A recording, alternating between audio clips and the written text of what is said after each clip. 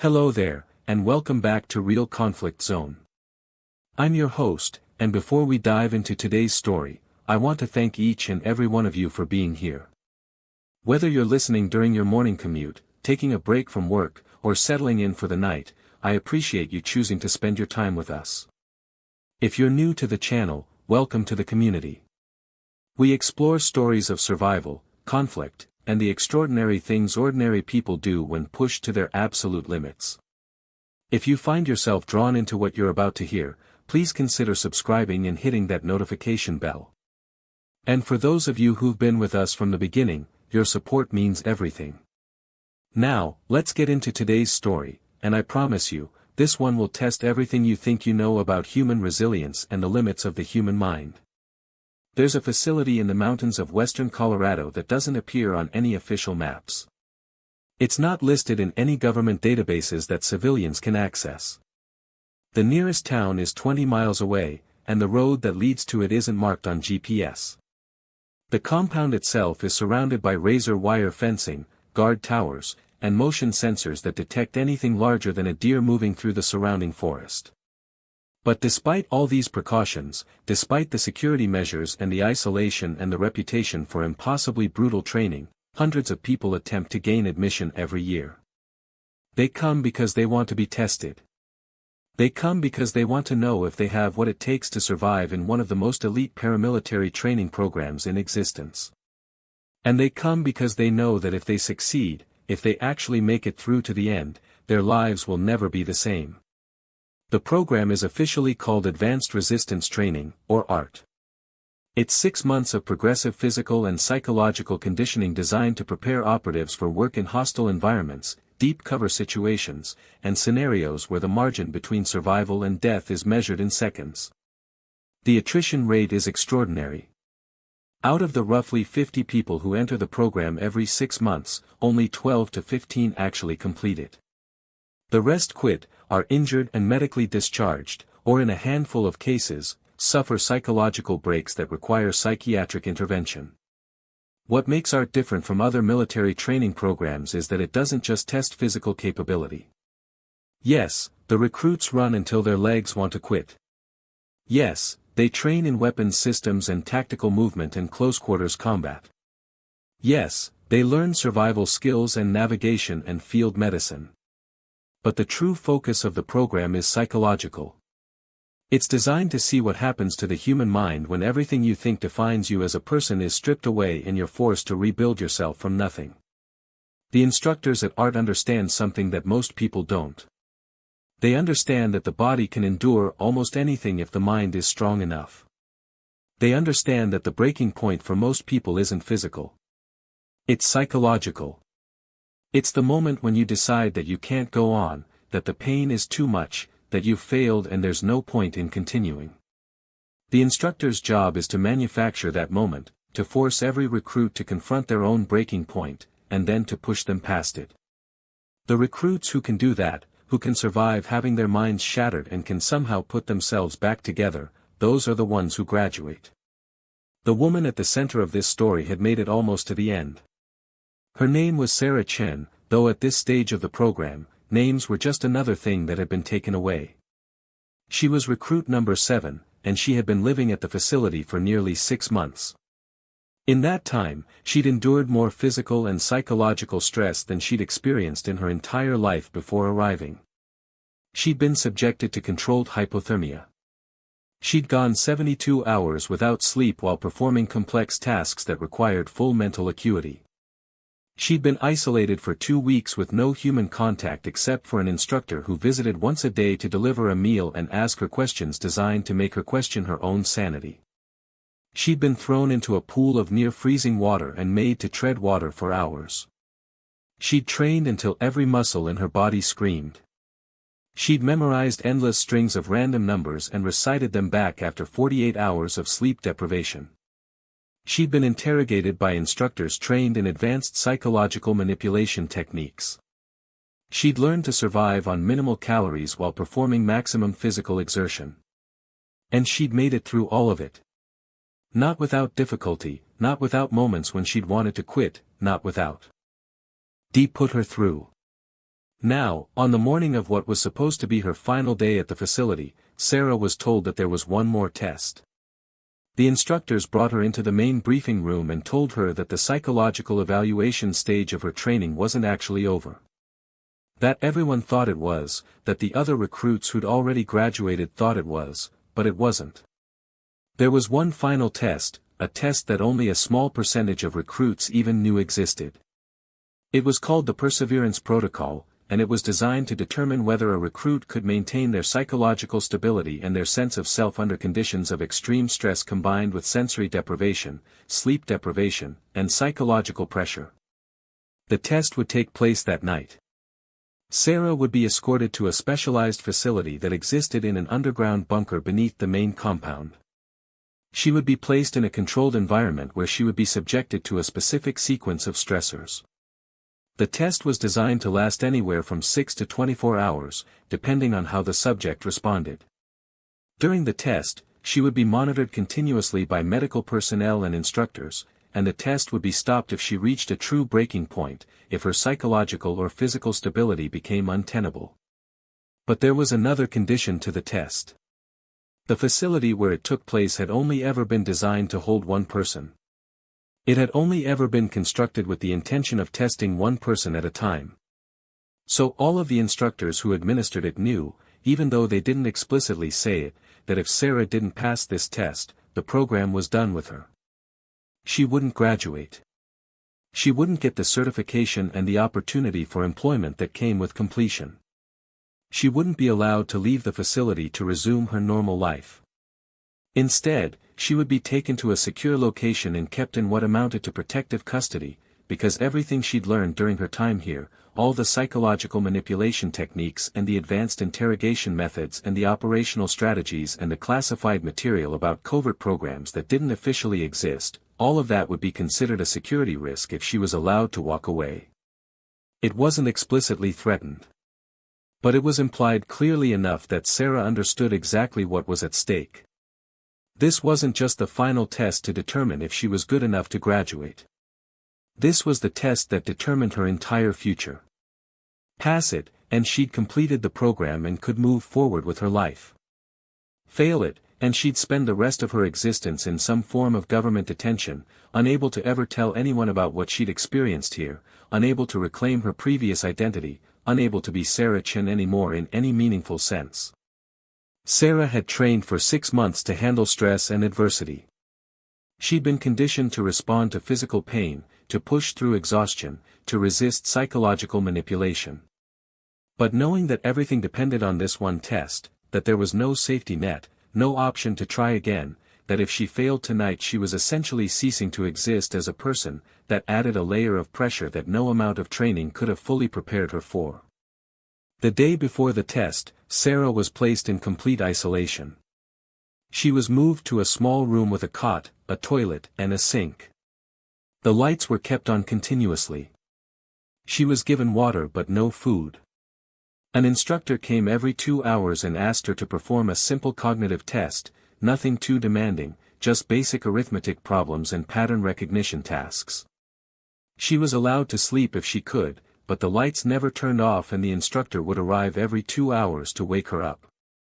By the time evening came around, Sarah had had maybe 4 hours of fragmented sleep across the entire day. Her stomach was empty and growling. The continuous light was giving her a headache that wouldn't go away. And she knew that the test was coming that night, which meant that whatever sleep deprivation she was experiencing now was just the beginning.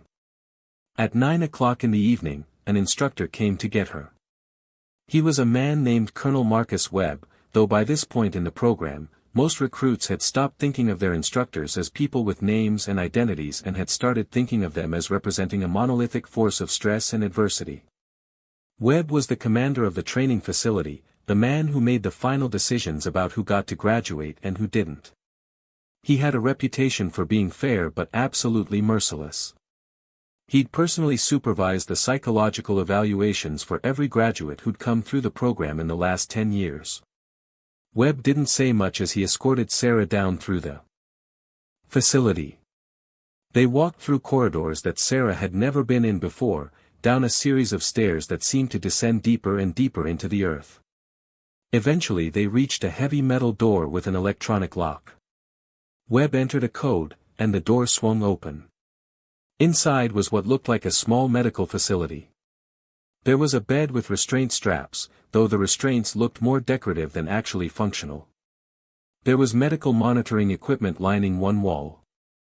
There were 3 other instructors present, all of them in tactical gear, all of them armed. And there was a large metal chamber, maybe 10 feet by 10 feet, with a door that looked like the kind you'd find on a bank vault. Webb explained to Sarah what was about to happen. She would be placed inside the chamber. The door would be sealed and locked from the outside. Inside the chamber, she would be subjected to a specific sequence of environmental and psychological stressors. The first phase would involve sleep deprivation combined with a gradually increasing level of controlled noise. The noise would start at a manageable level but would increase in intensity until it was at the threshold of being physically painful. The second phase would introduce a smoke-like substance that was non-toxic but would create visual obscuration and a sense of disorientation. The third phase would involve controlled manipulation of light, cycling through bright illumination and complete darkness at random intervals.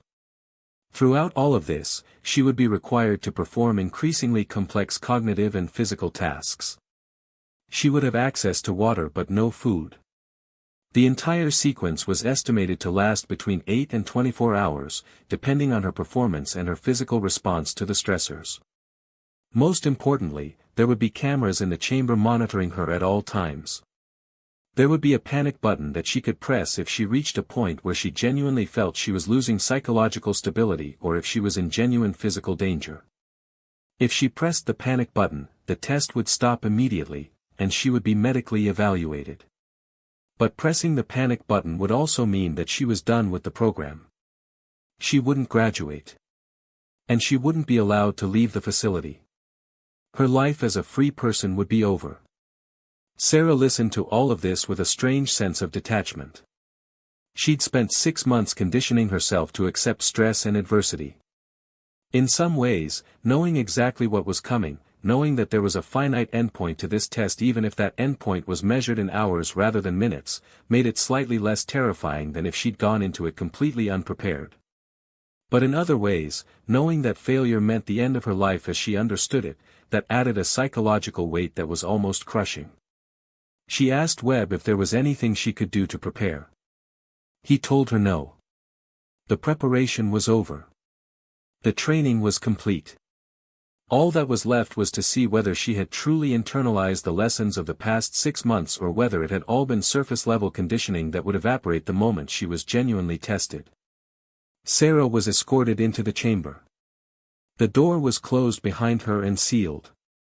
The first thing she noticed was that the space was very small.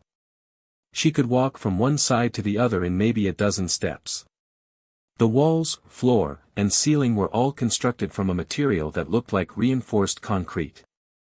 There was a single cot with a thin mattress in one corner. There was a toilet in another corner. There was a sink with a faucet. And there was a red button on one wall with a sign above it that said, "Emergency Termination." The test began at 10 o'clock at night. For the first hour, nothing happened. Sarah sat on the cot and waited. The silence was actually one of the more disorienting aspects of the experience. She'd been in a constant state of activity or stimulus for the past 6 months. Being in a room with no noise, no activity, no external input, made her mind start to spiral inward. She started thinking about what it meant to be here, about the fact that her entire future depended on how she performed in the next several hours.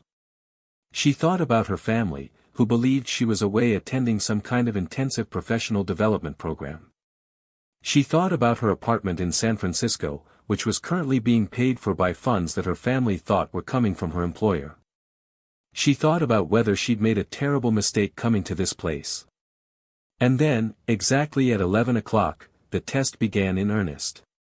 The sound started quietly, a low hum that seemed to be coming from everywhere and nowhere at once. It was almost subliminal at first, just a vibration that Sarah could feel more than hear. But as the minutes ticked by, the volume increased. The hum became a drone, then a roar. It was a combination of frequencies designed to create maximum psychological discomfort without actually causing hearing damage. Sarah had studied the science of sound-based psychological warfare during her training. She knew that the human brain responds negatively to certain frequencies, that there were specific combinations of sounds that could induce anxiety and a sense of dread. This was clearly one of those combinations. She tried to mentally prepare for it, tried to remember the techniques she'd been taught for managing anxiety and psychological stress. She focused on her breathing. She performed mental counting exercises. She tried to visualize a place that was peaceful and safe, a technique called cognitive reframing that was supposed to help separate the physical sensation of stress from the psychological response to it. But it was harder than she expected. The sound wasn't just loud. It was designed to be irritating, to work on a level that conscious understanding couldn't quite reach. Her body responded with a spike in cortisol, her heart rate increased, her palms started to sweat. She could feel the anxiety building even though her conscious mind understood that the sound couldn't actually hurt her. At midnight, roughly 2 hours into the test, the sound ramped up even further. It went from being uncomfortable to being almost unbearable. Sarah found herself pacing around the small chamber, moving in circles, trying to do anything to manage the overwhelming sense of dread that the sound was creating. She tried sitting on the cot and covering her ears, but the sound seemed to penetrate anyway, vibrating through the walls and floor and ceiling, inescapable and unrelenting. That's when the second phase began. The smoke started as a faint haze in one corner of the chamber. It was odorless and non-toxic, but it quickly began to fill the small space. Sarah's first instinct was panic. Her training had taught her that smoke in an enclosed space usually meant fire, meant immediate danger. Her body responded with a jolt of adrenaline before her conscious mind could remind her that this was part of the test, that the instructors had explained this was coming. But the smoke didn't stop. It kept getting thicker and thicker until Sarah couldn't see from one end of the chamber to the other. She couldn't see her own hands in front of her face. Her sense of spatial orientation began to break down. She knew that the chamber was small, maybe 10 feet in each direction, but without visual references, it felt much larger. She felt disoriented and unmoored. The sound was still playing, now joined by this visual deprivation. Sarah sat down on the cot and tried to maintain her composure. She was starting to understand the design of the test. It wasn't trying to harm her physically. It was trying to overwhelm her sensory input, to create a state of such complete sensory disruption that her mind would start to break down. At 1 a.m, she was presented with the first cognitive task. A speaker crackled to life, and a voice that she recognized as one of the instructors spoke to her. The voice told her that she needed to recite the quadratic formula. She needed to explain what each component of the formula meant. And she needed to do this while the sound was playing and the smoke was still filling the chamber. Sarah had been trained in stress-induced recall. She'd spent weeks memorizing information while being subjected to various forms of stress. She closed her eyes even though it didn't matter in the complete visual obscuration of the smoke. She thought about the quadratic formula. She'd learned mathematics so many times in her life that it was almost hardwired into her brain at this point. She began to speak, her voice small in the overwhelming noise. She could barely hear herself. She had no way of knowing if the microphone was picking up her voice, if the instructors on the other side of the reinforced chamber could actually hear what she was saying. The uncertainty added another layer of stress. She was performing a task, but she had no feedback on whether she was performing it correctly. She had no way of knowing if she was succeeding or failing. The first task took about 15 minutes. When she finished, she was instructed to wait for the next task. There was no feedback on whether she'd done it correctly. There was no acknowledgement or response. She just returned to silence except for the overwhelming sound and the knowledge that something else was coming. 2 hours later, at 3 a.m, the third phase of the test began. The lights in the chamber, which had been off the entire time because of the smoke creating near-complete visual obscuration, suddenly came on at full intensity. The sudden illumination after hours of darkness was almost blinding. Sarah shielded her eyes, and then the lights went off. Complete darkness. Then lights again, even brighter this time. Then darkness again, so complete that she might as well have been blind. The light cycles continued, random intervals, sometimes lights on for 30 seconds before going dark, sometimes only for 5 seconds. The unpredictability was important. Sarah's nervous system couldn't habituate to a predictable pattern. Her brain was constantly being jolted between the expectation of light and darkness and the reality of rapid changes. The next cognitive task came at 4 in the morning. Sarah was asked to explain Newton's laws of motion while the lights continued their random cycling, the smoke continued to fill the chamber, and the overwhelming sound continued to assault her eardrums. She was exhausted. She hadn't slept properly in over 24 hours at this point. Her mental clarity was starting to fragment. She found herself struggling to remember information that should have been easily accessible. She stumbled through the explanation, knowing she was doing poorly, unable to improve her performance. As the night wore on, Sarah's sense of time began to distort. She couldn't tell if it had been 8 hours or 12 hours since the test began. The combination of sleep deprivation, sensory overload, and psychological pressure was creating a state of altered consciousness where the normal passage of time became almost meaningless. The instructors kept the pressure consistent. Every 2 to 3 hours, there was a new cognitive task. She was asked to solve mathematical problems. She was asked to recall information from various sources that she'd studied during her training. She was asked to perform physical tasks, like doing push-ups while exhausted and disoriented, maintaining a perfect form despite being unable to see clearly, unable to focus, barely able to maintain consciousness. By what she calculated to be around 6 in the morning, though she couldn't be certain, Sarah was reaching a critical state. Her performance on the cognitive tasks had deteriorated significantly. She'd made multiple errors on the mathematical problem she'd just attempted.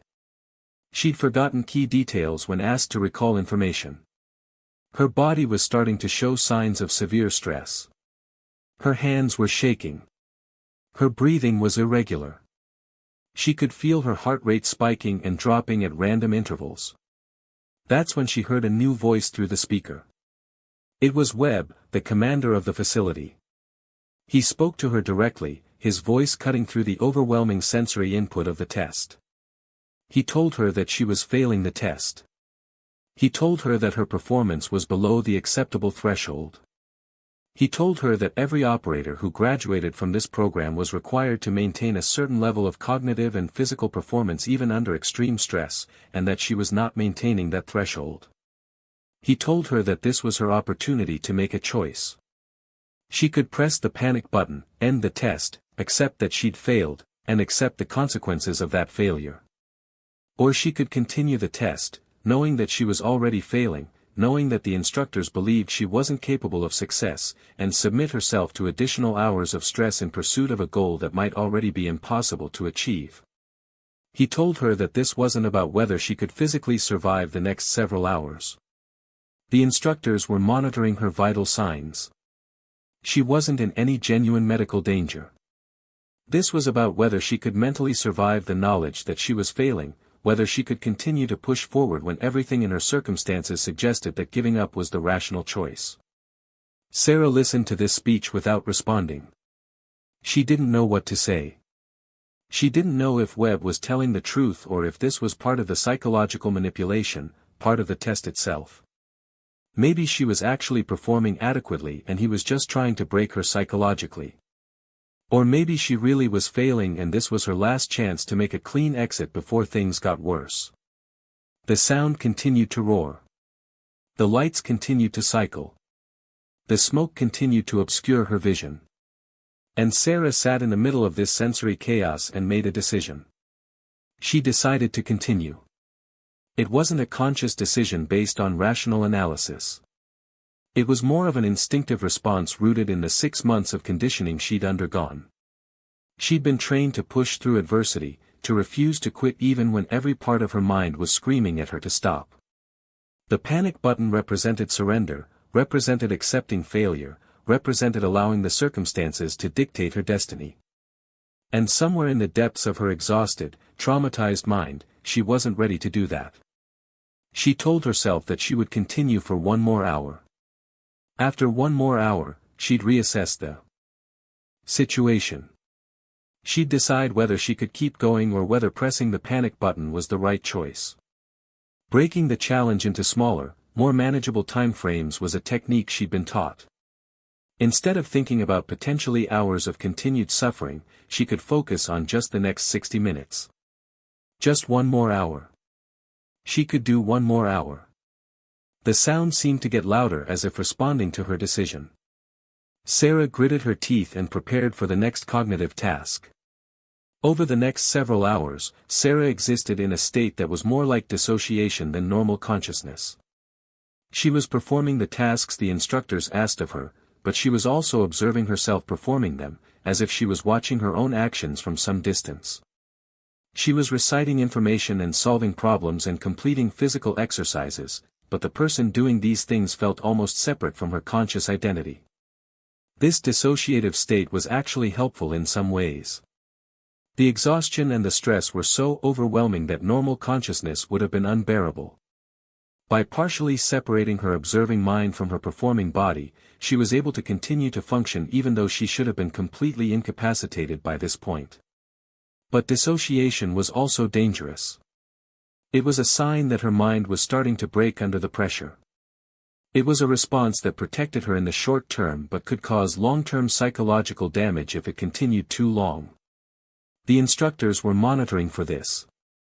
Watching for a recruit to begin exhibiting signs of severe dissociation was one of the reasons they had the ability to stop the test immediately. But the instructors didn't stop the test. At around 10 in the morning, Sarah realized that the longest cognitive task yet was being presented to her. The voice through the speaker was asking her to recite not just a single piece of information but an entire textbook chapter on advanced interrogation resistance techniques. She was being asked to explain the theory behind resistance to various forms of psychological manipulation. She was being asked to discuss how the human mind responded to sensory deprivation, how it adapted to stress, what the break point typically was for various demographic categories. The irony wasn't lost on her even through the exhaustion and dissociation. She was being asked to explain the very techniques that were currently being used against her. She was being asked to analyze her own psychological response to the stress while she was experiencing the stress. Sarah tried. She made it through the first part of the textbook chapter's content, explaining the theory in a voice that sounded strange and distant to her own ears.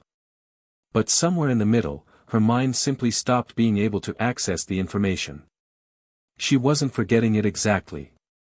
It was more like the information was there, locked in her brain somewhere, but she couldn't find the key to access it.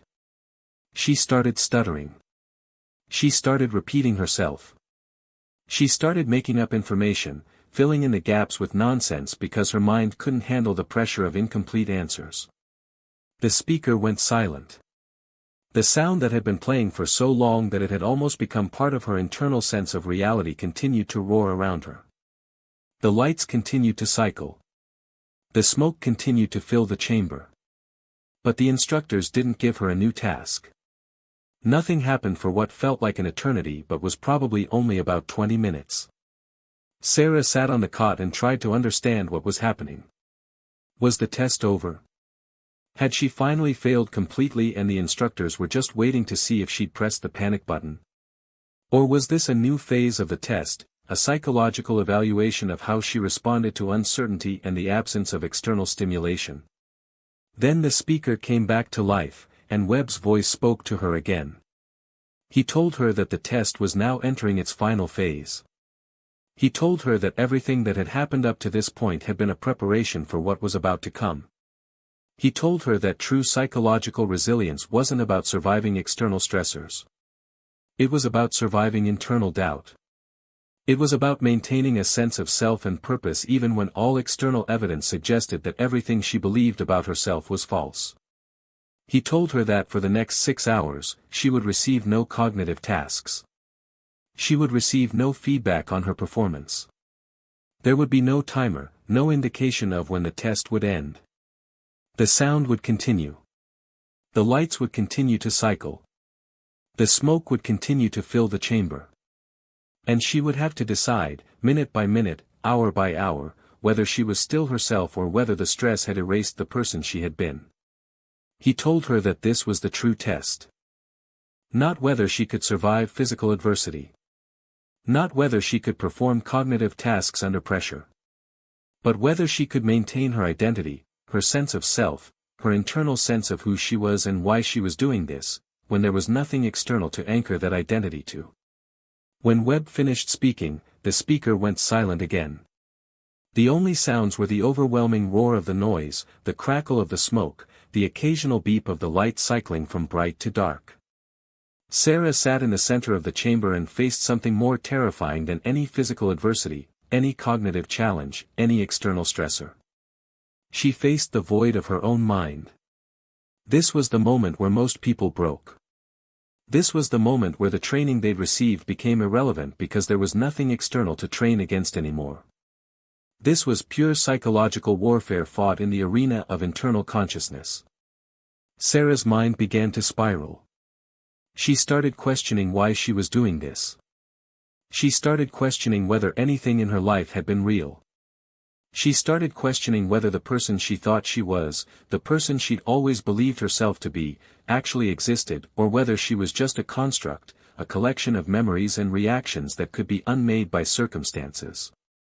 She thought about her family. She wondered what they would think if they could see her now, locked in a chamber underground, subjected to psychological warfare, potentially facing the end of her freedom if she failed this test. She wondered if she'd ever see them again. She wondered if Sarah Chen, the person they loved, would still exist if she pressed the panic button and accepted her new life as a permanent fixture in some government facility. She thought about her career, about the ambitions she'd had before she came to this place. She thought about the woman she'd been 6 months ago, before the training, before the conditioning, before every fiber of her identity had been challenged and reformed. That woman seemed like a stranger now, someone from a different lifetime. And as she sat in the dark, in the noise, in the smoke and the confusion and the dissociation, Sarah made a discovery. She discovered that the person she'd been before coming to this place was indeed gone. The training had changed her in fundamental ways that couldn't be reversed. But that wasn't necessarily a bad thing. The person she'd been before had been defined by limitations, by fears, by an unwillingness to push herself beyond comfortable boundaries. That person had been safe but also deeply unfree. The person she was becoming, the person who was learning to survive things that should have been unsurvivable, was different. This new person was stronger. This new person had proven to herself that she could endure almost anything. This new person had discovered capabilities and resilience that she'd never known she possessed. And somewhere in that realization, Sarah stopped fighting the test. Not in the sense of giving up, but in the sense of accepting it. She accepted that she couldn't control what was happening to her. She accepted that she couldn't predict what would happen next. She accepted that her old identity was gone. And in that acceptance, something shifted. The overwhelming sense of dread that had been consuming her began to lift.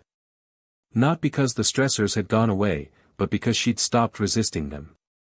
She'd stopped fighting to maintain the illusion of control and stability. She'd surrendered to the chaos, and in that surrender, she'd found something like peace. Hours passed. She couldn't tell how many. The test was still happening around her, but she was no longer fighting it. She was experiencing it, observing it, existing within it, but not struggling against it. Her dissociative state, which had seemed like a danger earlier, now felt like a gift. It allowed her to observe her own suffering without being completely consumed by it.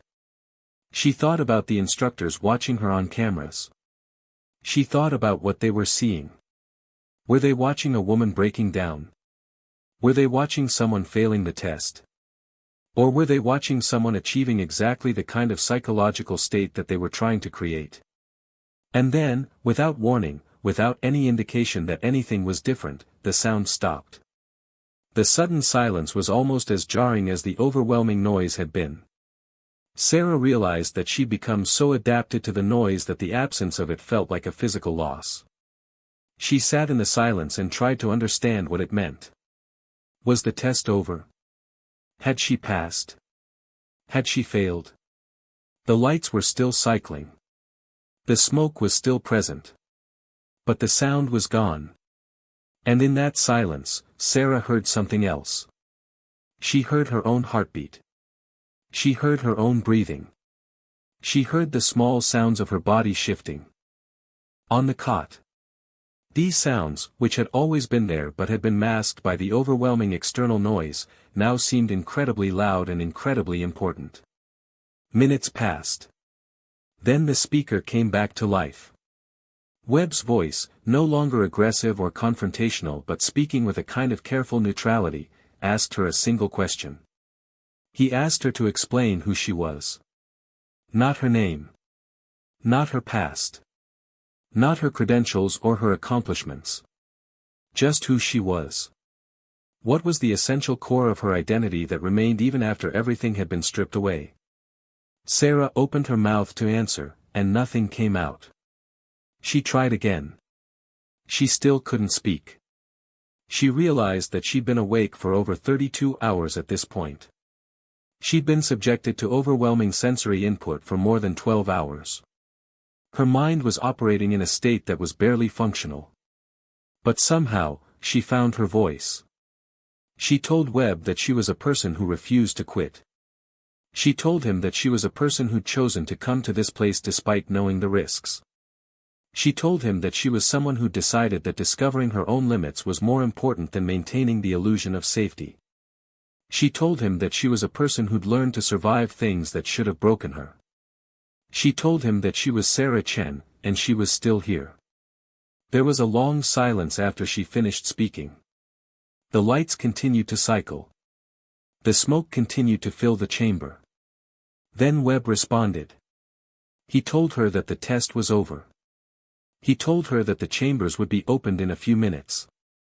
He told her that she would be escorted to the medical facility where she would undergo a thorough evaluation. He told her that based on her performance, she had passed the perseverance protocol. Sarah almost didn't understand what she was hearing. After all the hours of doubt, all the uncertainty, all the fear that she'd failed, the news that she'd actually succeeded seemed almost unreal. She wanted to feel relief or triumph or joy. But what she actually felt was a kind of numb exhaustion. She'd survived. That was the most important thing. The emotional response could come later. The chamber door swung open. The overwhelming sensory input stopped immediately. Instructors in tactical gear were there to help her out of the chamber. Her legs barely worked. She'd been sitting or moving in cramped spaces for so long that her body had become stiff and difficult to control.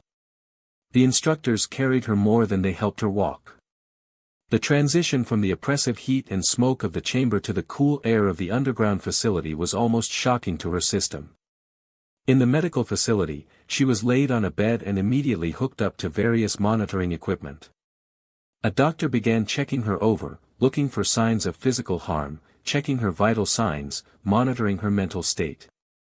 Sarah tried to answer the doctor's questions but found that her speech was slurred. Her mind was still operating in a state of partial dissociation. She was aware of what was happening around her, but it all felt distant and slightly unreal, as if she was watching events through a thick pane of glass. The doctor told her that she was severely dehydrated and that she'd burned through almost every calorie her body had stored during the test. He told her that her blood pressure and heart rate had been extremely elevated for extended periods, which was concerning but not immediately dangerous. He told her that her psychological state seemed stable, though she would need to be monitored for potential psychological sequelae from the experience. After about an hour of medical evaluation, Webb came to see her. He looked at her lying on the medical bed, hooked up to monitors, barely able to keep her eyes open, and something that might have been approval crossed his face. He told her that she'd completed the training. He told her that she was now a graduate of the Advanced Resistance Training Program. He told her that a few years ago, only 15% of recruits made it to this point. She was now part of an elite group of operators who'd proven they could survive not just physical adversity but psychological warfare designed to break the strongest minds. He told her that over the next several weeks, she would recover from the physical and psychological stress she'd experienced. She would sleep more than she'd ever slept in her life. Her body would rebuild itself. Her mind would process what she'd experienced and begin to integrate the trauma into her larger sense. That he told her that over the next several weeks, she would recover from the physical and psychological stress she'd experienced. She would sleep more than she'd ever slept in her life. Her body would rebuild itself. Her mind would process what she'd experienced and begin to integrate the trauma into her larger sense of self. She would experience what the facility called post-protocol processing, which sounded clinical but which basically meant she would have to come to terms with the fact that she'd been fundamentally changed by what she'd gone through. He told her that she would be given a week of recovery time at the facility before being debriefed about her future employment. During that week, she was restricted to the medical wing and the recovery quarters. She would not have contact with the other recruits. She would not be allowed to make any external communications. But she would be allowed to sleep, to eat, to slowly return to some approximation of normal human functioning. And then Webb left her alone with the medical staff, and Sarah closed her eyes and finally let herself surrender to the exhaustion that had been consuming her for more than 30 hours. She slept for 14 hours straight. When she woke up, her body screamed in protest. Every muscle was sore. Her throat was raw from the hours of speaking while sleep-deprived and stressed. Her hands had developed blisters from the physical tasks she'd been forced to perform. The medical staff brought her food, real food with actual calories and nutritional content, not the minimal rations that recruits typically receive during the training program. She ate mechanically, without tasting any of it, her body in pure survival mode, demanding fuel and rebuilding itself from the cellular level up. Over the course of the following days, Sarah gradually became more aware of her surroundings. The dissociative state that had protected her during the final test began to fade, and in its place came something more painful. As her mind cleared, the memories of what she'd experienced became more vivid, not less. She began to understand just how close she'd come to pressing that panic button, just how near the edge she'd been. She also began to experience what could only be described as psychological shock. The world around her seemed surreal. Normal conversations with the medical staff felt strange and distanced. She found herself having difficulty connecting with other people, struggling to remember how social interaction was supposed to work. The doctors told her this was normal, that it was a typical response to extreme psychological stress, that it would gradually fade as her nervous system recovered. But there was something else, something that the doctors seemed less prepared to address.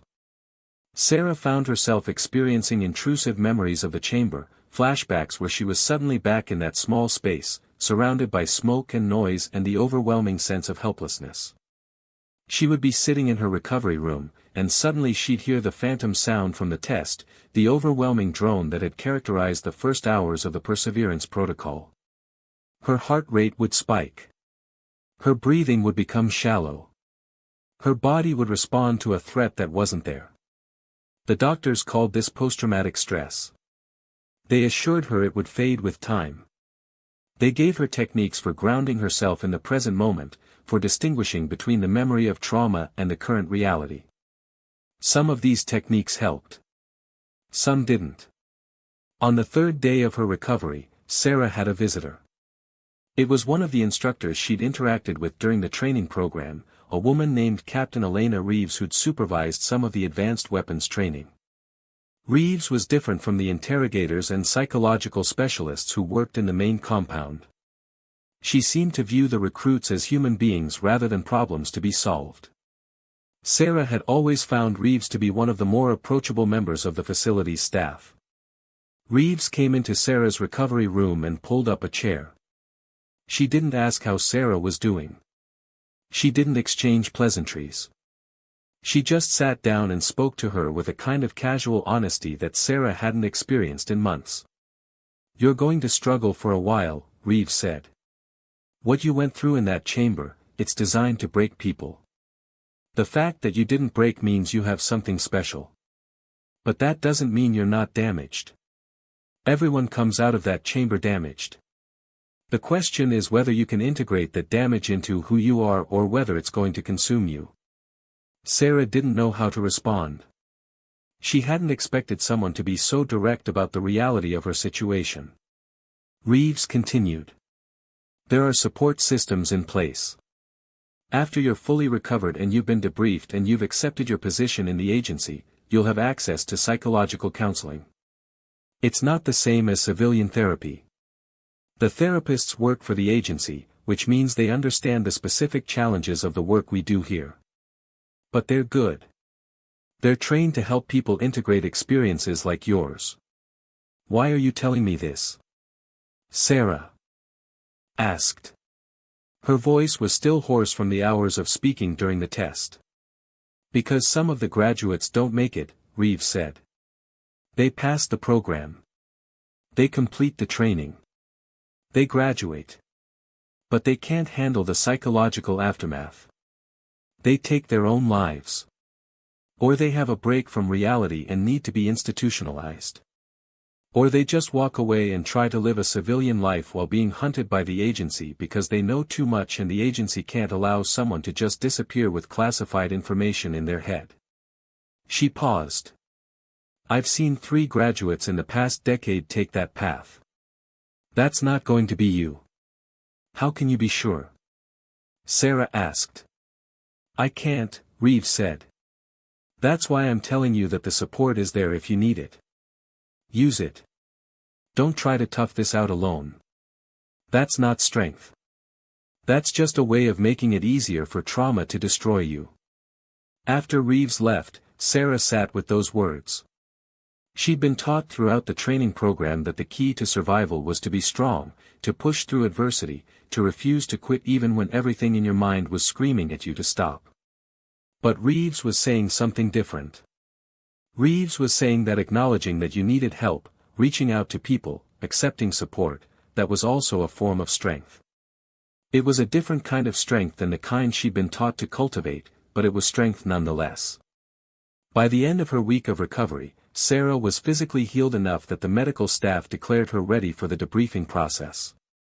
Her body had mostly recovered. Her physical wounds had healed. But her psychological state was more complicated.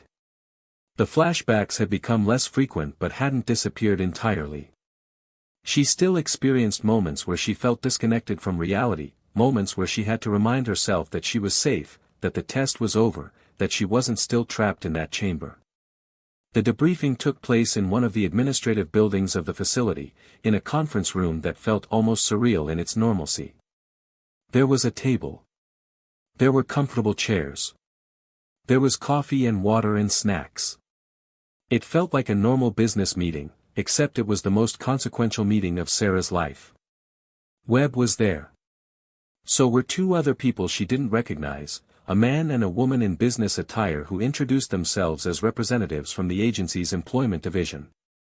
They explained to Sarah that she would be offered a permanent position with the agency. She would be an operative, which meant she would be assigned to various missions and tasks as needed. She would report to handlers, follow orders, and maintain complete operational security about everything she did. They explained the compensation. It was more money than Sarah had ever made in her life. They explained the benefits. They explained the requirements for ongoing training and skill maintenance. They explained that she would be forbidden from discussing anything about the training program or the facility with anyone outside of the agency. She would be forbidden from telling her family where she'd been or what she'd been doing. She would be required to maintain a cover story about her employment. Then they asked her the crucial question. Did she accept the position? Sarah hesitated. This was the moment where everything became real.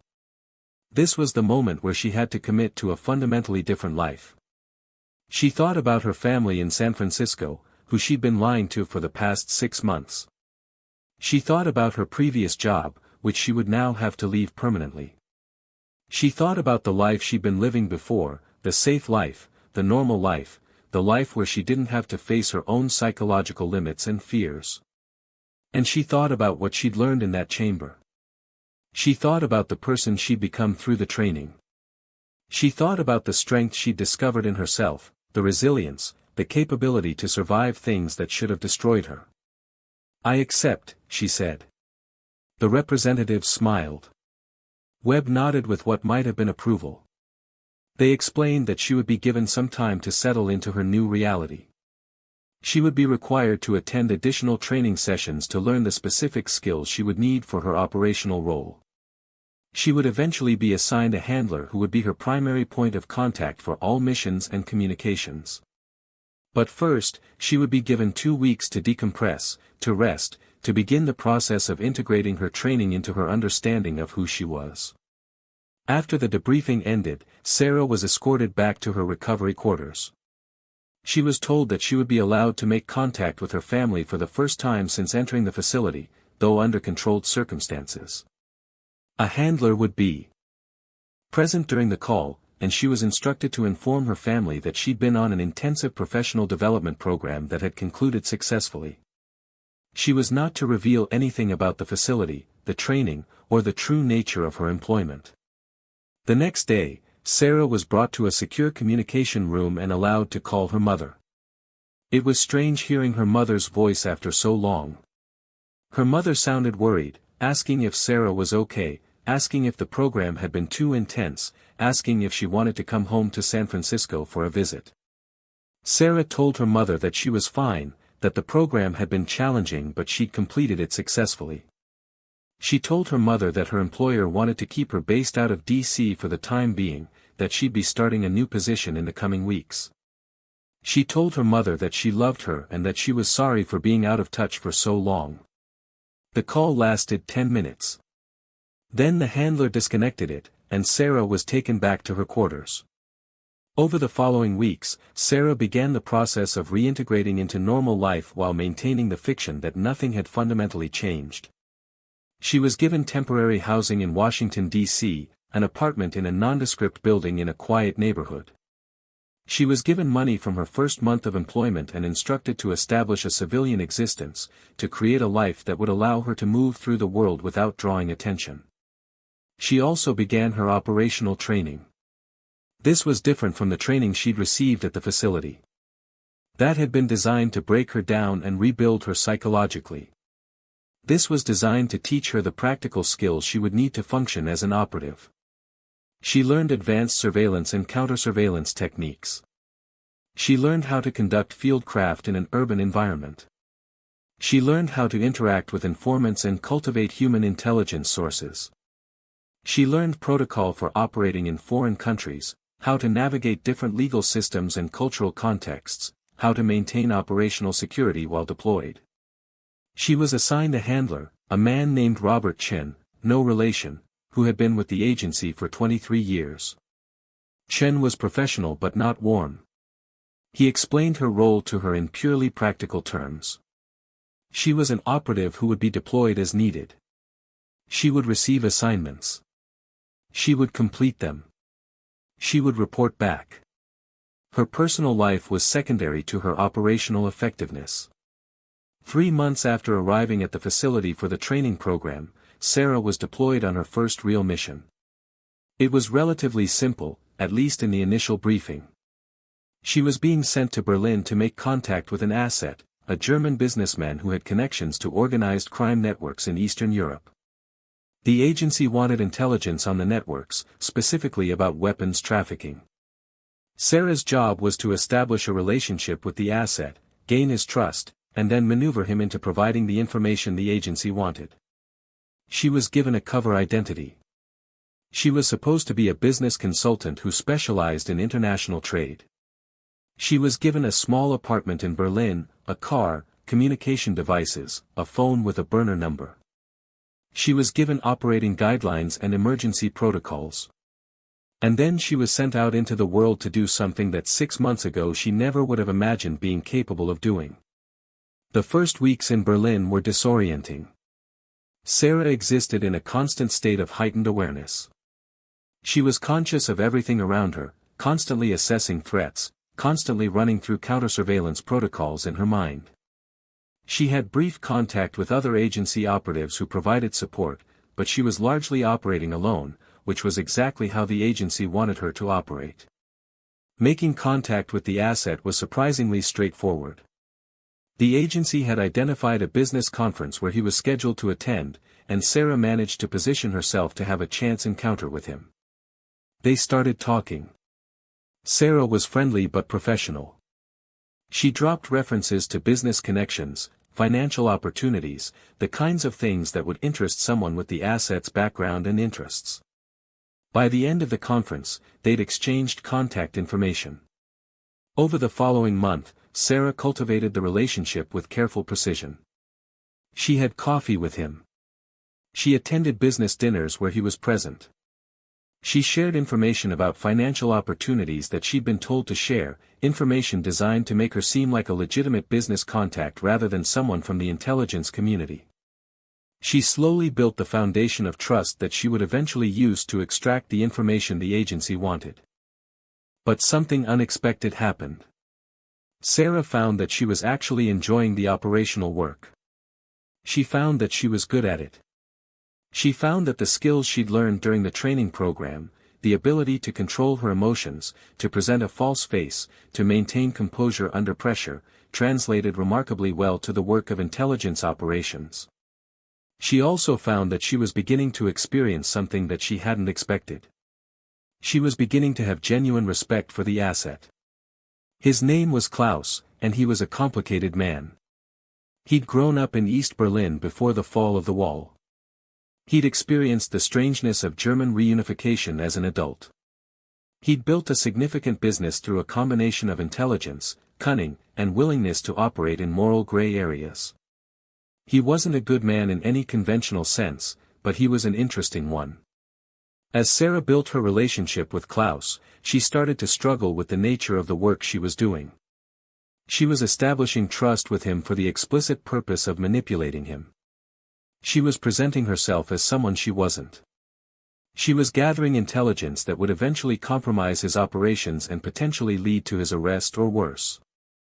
On her third month in Berlin, Sarah had a brief contact session with her handler, who'd come to Germany for a few days. They met in a safe house, a nondescript apartment in a quiet part of the city. Chen wanted an update on her progress with Klaus. Sarah told him that she was close to having the asset provide the information they wanted. But she also told him that she was struggling with the ethical dimensions of the work. She was struggling with the fact that she was deliberately deceiving someone, that she was building a relationship based on lies, that she was going to betray this person and compromise his life. Chen listened to all of this without reacting. When Sarah finished speaking, he was quiet for a long moment. Then he said something that Sarah would remember for the rest of her career. The reason the agency invested so much time and resources training you wasn't just because we wanted to see if you could survive psychological stress. It was because we needed to train your conscience out of you. Or not out of you, exactly, but to train you to set it aside when necessary.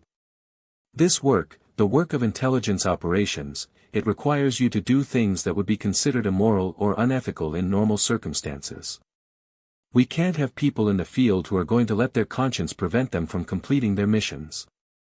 Sarah wanted to argue with him. She wanted to say that there had to be some ethical framework that this work operated within, some set of rules that determined when deception and manipulation were justified. But she also understood that the training program had been designed partly to prepare her for exactly this moment, for this moral dissonance, for this conflict between her personal ethics and her operational duties. "Does it get easier?" she asked. "No," Chen said. "It doesn't get easier. But you learn to live with it. And over time, the compartmentalization becomes more natural. You develop the ability to separate your personal ethics from your operational ethics. You exist in two different mindsets depending on whether you're in the field or out of it." After that conversation, Sarah returned to Berlin and continued her work with Klaus with renewed focus. She set aside her personal reservations about the work and focused on the operational objective. And a month later, she achieved the goal. Klaus, trusting her because she'd carefully constructed an image of trustworthiness, provided her with detailed information about his connections in Eastern European organized crime networks. He provided names, financial information, operational details. He provided everything the agency wanted. Sarah transmitted the information through her secure channels. Within days, there were arrests in 3 different countries.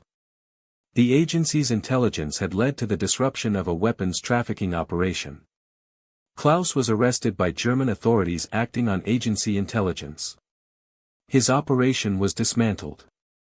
Sarah read the news report about Klaus's arrest with a strange mixture of professional satisfaction and personal regret. She'd completed her mission. She'd proven to the agency that she could operate effectively in the field. But she'd also destroyed a man's life, and she'd done it deliberately and with full knowledge of what she was doing. She reported back to her handler that the mission was complete. Chen congratulated her on a successful operation. He told her she'd be given 2 weeks of downtime before being assigned another mission. He told her that she'd demonstrated all the qualities that the agency looked for in high-level operatives. He told her that she had a bright future in the organization.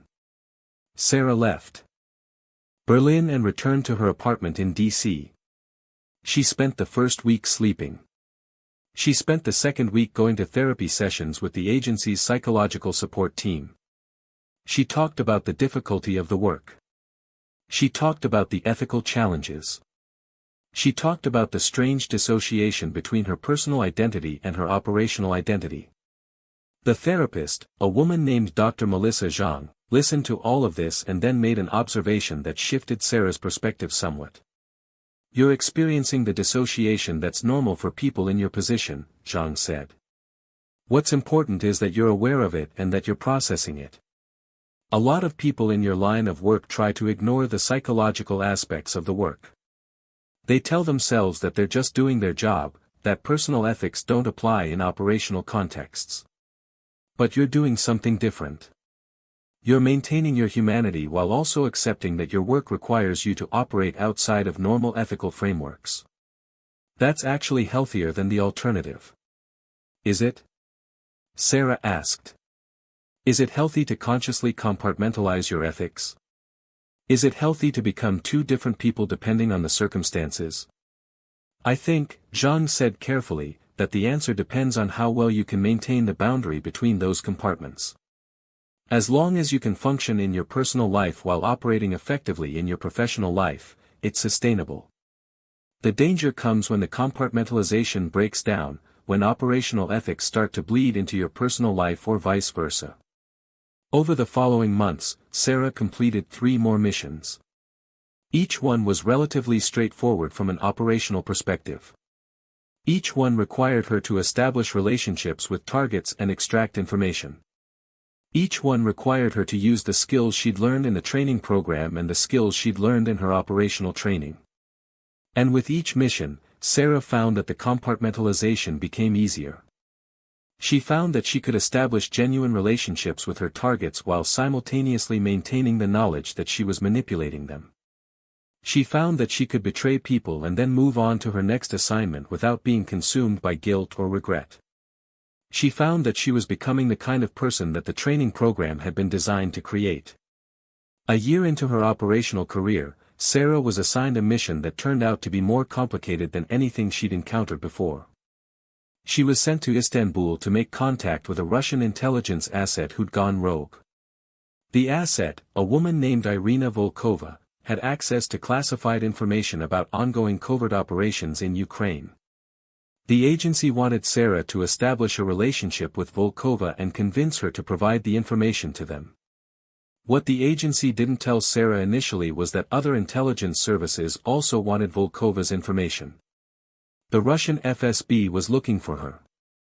Ukrainian intelligence was looking for her. CIA allies from other countries were looking for her. Volkova was in danger, and the mission was going to be far more complicated than a simple intelligence collection operation. Sarah arrived in Istanbul and began the process of locating Volkova.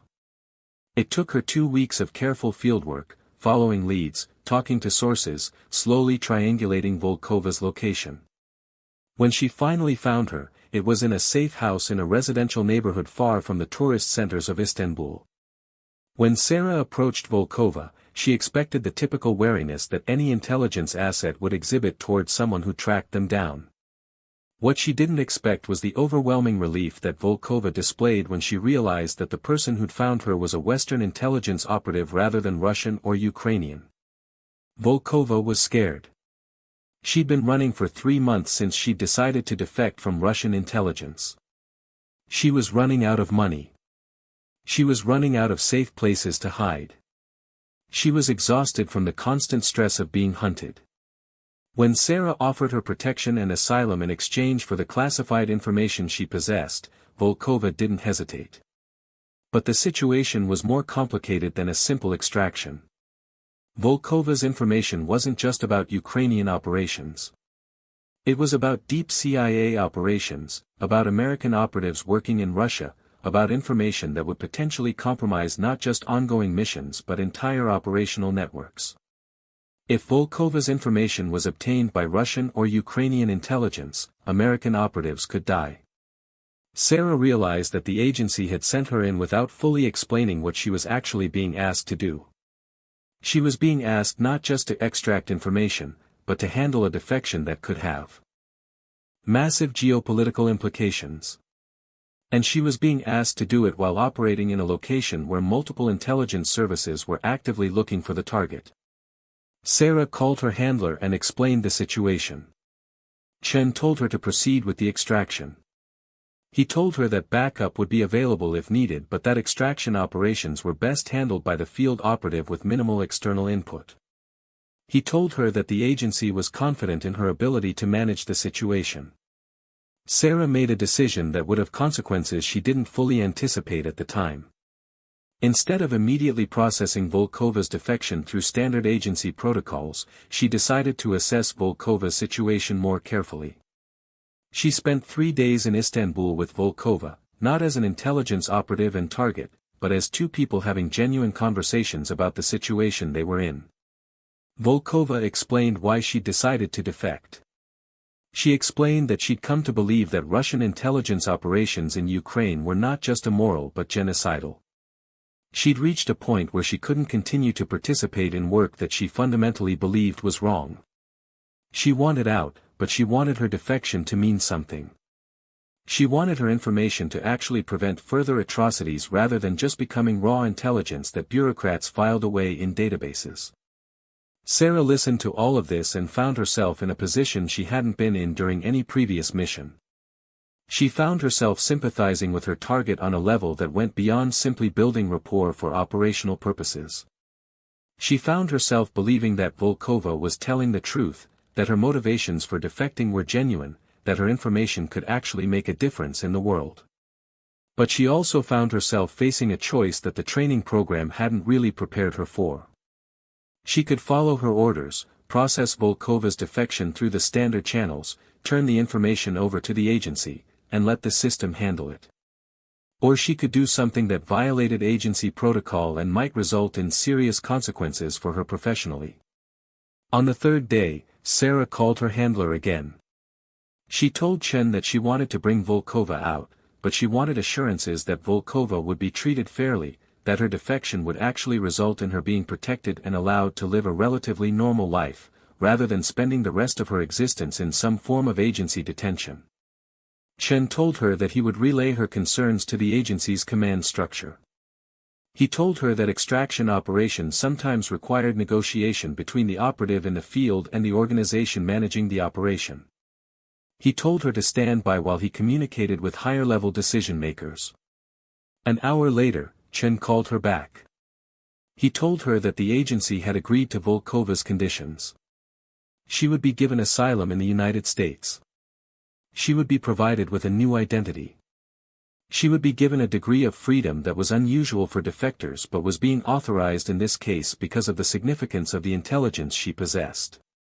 In exchange, she would provide the information she had and would agree to occasional consultations with the agency about ongoing operations. Sarah explained the offer to Volkova. Volkova accepted it. That night, Sarah executed an extraction operation that required her to use every bit of tradecraft she'd learned. She got Volkova out of the safe house, evaded surveillance from at least 2 different intelligence services, and got her to a secure location where agency assets could take over the extraction process. The entire operation took 18 hours. By the end of it, Sarah was exhausted, but the mission was complete. Volkova was en route to a facility where she would be debriefed and processed for asylum. The information she possessed would be analyzed and acted upon by agency analysts. When Sarah returned to the United States, she expected to be debriefed about the operation and then assigned another mission. Instead, she was called to a meeting with someone new, a man named Deputy Director James Morrison, who oversaw a significant portion of the agency's operational assets. Morrison was different from the people Sarah had interacted with before. He was older, more senior, and he seemed to be looking at her with the kind of careful assessment that suggested he was evaluating something more than just her performance on a specific mission. "Your handler tells me that you negotiated the terms of Volkova's defection without explicit authorization to do so," Morrison said. "It wasn't a question. The situation required flexibility," Sarah said. "Standard extraction protocol didn't seem appropriate for this particular circumstance. And if I told you that you'd violated agency protocol and that there would be consequences for your actions?" Morrison asked. Sarah hesitated. She wasn't entirely sure how to respond to this question. She'd violated protocol, that much was clear. But she also believed that her actions had led to a better outcome than standard protocol would have allowed. She tried to explain this to Morrison. He listened to her explanation, and then he said something that surprised her. "Actually, I'm not here to reprimand you. I'm here to recruit you for a new assignment. The operation you just completed brought you to the attention of some people in the senior levels of the agency. There's recognition that you're capable of more complex work than standard field operations. I want to bring you into a specialized unit within the agency. It's small, selective, and it operates with more autonomy than traditional field operatives. We do work that requires judgment calls like the one you made with Volkova. We handle situations where protocol isn't always the best guide." Sarah asked what this new assignment would entail. Morrison explained that the unit handled operations that were on the margins of what the agency officially acknowledged doing. These were operations that were important but that required operatives who could think for themselves, who could make decisions in real time without waiting for approval from higher-level decision-makers, who understood that sometimes the best way to achieve an objective wasn't the way that the official protocol specified. He told her that the unit was small, maybe a dozen operatives, and that they worked on long-term projects rather than individual missions. He told her that she would have significantly more autonomy in her work. He told her that she would also have significantly more responsibility. Sarah accepted the position. She was moved to a different office in a different building in Washington, D.C. She was introduced to the other members of the specialized unit. And she began a new phase of her career in the intelligence world. 2 years after completing the training program at the facility in western Colorado, Sarah found herself in a position she never could have imagined when she first arrived. She was one of the agency's most effective operatives. She was respected by her peers and her supervisors. She'd successfully completed multiple complex operations. She'd proven that the training program's investment in her had been worthwhile. But she was also fundamentally changed from the person she'd been before the training. The 6 months at the facility had stripped away many of her illusions about the world and about herself. The training had taught her that she was capable of things she'd never believed were possible. It had also taught her that the world was more complicated and morally ambiguous than she'd understood before. She still experienced the occasional flashback to the chamber. She still had to use grounding techniques when memories of the Perseverance Protocol became too intrusive. She still worked with Dr. Zhang to process the psychological impact of the work she was doing. But she'd learned to live with these things. She'd learned to exist in the compartments she'd created. She'd learned to be 2 different people when the circumstances required it. On the 2nd anniversary of her arrival at the training facility, Sarah requested a meeting with Deputy Director Morrison. She told him that she wanted to return to the facility in Colorado. She wanted to see the place where her transformation had begun. She wanted to understand, in some way, what had happened to her in that chamber. Morrison authorized the request, with the caveat that she wouldn't have access to classified information about ongoing operations or current trainees. Sarah agreed to these conditions. 3 weeks later, she drove out to western Colorado and found herself back at the facility where her entire life had changed. Colonel Webb was still running the program. He seemed genuinely pleased to see Sarah, which surprised her. He gave her a tour of the facility, showing her the physical training areas where recruits ran until they wanted to quit, the interrogation rooms where psychological specialists worked on recruits' minds, the classrooms where advanced operational skills were taught. And finally, he took her down to the underground bunker where the Perseverance Protocol took place. The chamber looked smaller than Sarah remembered. The walls seemed less imposing. But when Webb opened the chamber door and she stepped inside, the memories came back with overwhelming intensity. She could almost see the smoke. She could almost hear the sound. She could almost feel the overwhelming sensory input that had characterized those hours of the test. She stood in the center of the chamber for a long moment, and then she turned to Webb and asked him directly about what had happened to her during the test. "You experienced a complete psychological breakdown," Webb said honestly. "Or close to it. You reached a state of dissociation that bordered on psychosis. For a while there, we were genuinely uncertain whether you would recover from it or whether you would need psychiatric intervention to bring you back from the depths of that breakdown. Why didn't you stop the test?" Sarah asked. "Because you didn't press the panic button," Webb said. "Because every vital sign we were monitoring indicated that you were stressed but not in actual medical danger. Because your psychological breakdown was exactly what we were trying to create. The people who graduate from this program aren't people who never reach their breaking point. They're people who reach their breaking point and then manage to reconstruct themselves on the other side of it." Sarah tried to process what Webb was saying. "So the entire purpose of the Perseverance Protocol is to deliberately break people and see if they can put themselves back together?" "Yes," Webb said. "That's exactly the purpose.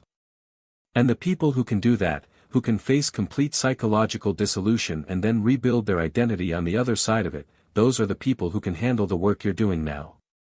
Because the work you're doing, the work of being an intelligence operative, requires you to be comfortable with moral ambiguity, to be comfortable with deceiving people, to be comfortable with taking actions that contradict your personal ethics in service of your operational objectives. The only way to do that without being completely destroyed by the contradiction is to have been through a process where you've already experienced complete psychological dissolution and reconstruction. You've already proven to yourself that you can survive having your identity completely disassembled. Everything after that is just learning to manage the compartmentalization." Sarah didn't respond immediately. She stood in that small chamber and tried to integrate what Webb was telling her with her own understanding of what she'd experienced and how she'd changed since that night. "Do the people who come through this program know that's what's happening?" she asked finally. "No," Webb said. "They know that they're being tested, but they don't fully understand the purpose of the test until after they graduate. We don't tell them because understanding the test in advance would change the nature of the psychological response. You can't deliberately choose a genuine psychological breakdown. It has to happen to you. It has to be something that you're taken completely by surprise by. So we don't explain what's actually going to happen in that chamber until it's too late for them to prepare." Sarah thanked Webb for his honesty, and she asked to spend some time alone in the chamber. He agreed and left her there. She stood in that small space and meditated on what had happened to her, what she'd become, and the price she'd paid to become that person. She thought about the woman she'd been before the training. That woman had been safe in many ways, but she'd also been afraid. That woman had been limited by her own beliefs about what she was capable of. That woman had lived a small life, confined by the boundaries she'd accepted as immutable. That woman was gone now. In her place was someone different. Someone stronger in some ways, but also someone who carried the knowledge of things she'd rather not know, someone who was capable of things that most people would find unconscionable, someone who existed in a constant state of tension between her personal ethics and her professional obligations. She didn't know if the transformation had been worth the cost. But she knew that it was irreversible. She knew that there was no going back to the person she'd been before. There was only going forward, learning to live with what she'd become, finding ways to maintain her humanity in work that often seemed designed to strip it away. After an hour in the chamber, Sarah left and returned to the surface of the facility. She spent the remainder of her visit in Webb's office, and they talked for hours about the nature of the training, about what made some people capable of surviving the process and others unable to handle it, about the long-term psychological effects of the kind of work the agency did. Webb told her that the agency had been studying the long-term outcomes of people who'd gone through the training for decades. Some of them adapted well to the work. Some of them burned out after a few years. Some of them eventually had psychological breaks that required them to be quietly retired from active operations and given desk jobs within the agency. And some of them, a small percentage, simply couldn't live with what they'd become and killed themselves. The suicide rate among our graduates is about twice what it is in the general population, Webb said bluntly. We know this. The agency knows this. But we continue to run the program.